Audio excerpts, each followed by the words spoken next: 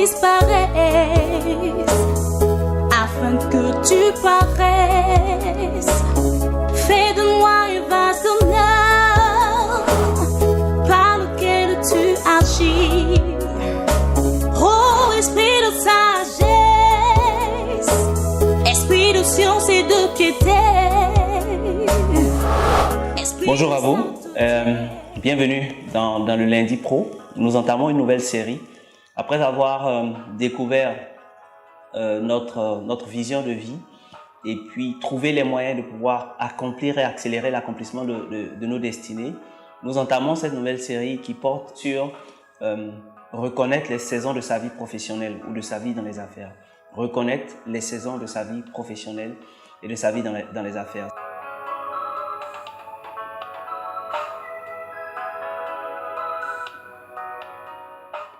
C'est un élément qui est important pour nous parce qu'en fonction de la saison dans laquelle nous nous trouvons, dans notre vie, dans notre carrière et dans chaque aspect de nos vies, nous avons une attitude particulière à développer afin qu'elle puisse correspondre à la réalité que nous vivons et puis pouvoir tirer le meilleur profit de cette saison-là. Évidemment, en saison pluvieuse, on ne fait pas la même chose qu'en saison sèche. Si vous partez justement en Europe, ce qu'on fait en été, on ne le fait pas forcément en hiver, et ce qu'on fait en automne, on ne peut pas forcément le faire au printemps. Pourquoi? Parce que chaque saison est propice. Et donc nous entamons cette nouvelle série avec un passage biblique très particulier. C'est Ecclésiaste, le chapitre 3, le livre d'Ecclésiaste, le chapitre 3, à partir du verset 1. Et il nous dit, il y a un temps pour tout, un temps pour toutes choses sous les cieux. Un temps pour naître et un temps pour mourir. Un temps pour planter et un temps pour arracher ce qui a été planté. Un temps pour tuer et un temps pour guérir. Un temps pour abattre et un temps pour bâtir. Il y a également un temps pour pleurer et un temps pour rire. Un temps pour se lamenter et un temps pour danser. Un temps pour lancer des pierres et un temps pour ramasser des pierres, un temps pour embrasser et un temps pour s'éloigner des embrassements, un temps pour chercher et un temps pour perdre, un temps pour garder et un temps pour jeter, un temps pour déchirer et un temps pour coudre, un temps pour se taire et un temps pour parler, un temps pour aimer et un temps pour haïr, un temps pour la guerre et un temps pour la paix. Parole du Seigneur, notre Dieu. Alors, nous venons donc de lire un passage qui est profond. Durant cette nouvelle série qui va nous prendre, je pense, 5 à 6 capsules, nous allons essayer de découvrir en fait et de décrypter chacune de ces saisons que Salomon nous fait découvrir au travers de ce passage-là. Le temps pour naître, par exemple, et le temps pour mourir. À quoi est-ce que ça correspond justement dans la carrière ou dans les affaires? Il a parlé du temps de la séparation, un temps pour partir, et puis un temps également pour revenir ou pour s'assembler, pour s'associer. À quoi est-ce que ça correspond justement dans la vie des affaires? Il a parlé du temps de la guerre et il a parlé du temps de la paix.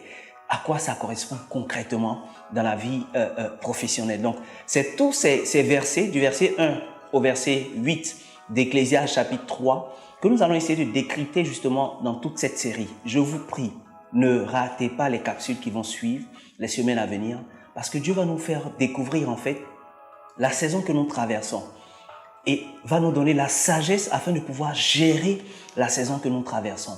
Comment toujours tirer meilleur profit du moment que nous sommes en train de traverser. Comment même tirer des leçons des temps que nous avons déjà traversés et que nous n'avons pas su gérer afin de pouvoir justement mieux les appréhender la prochaine fois que ces saisons ou ces moments vont se présenter à nous. Parce que la réalité, c'est que la vie est recommencement.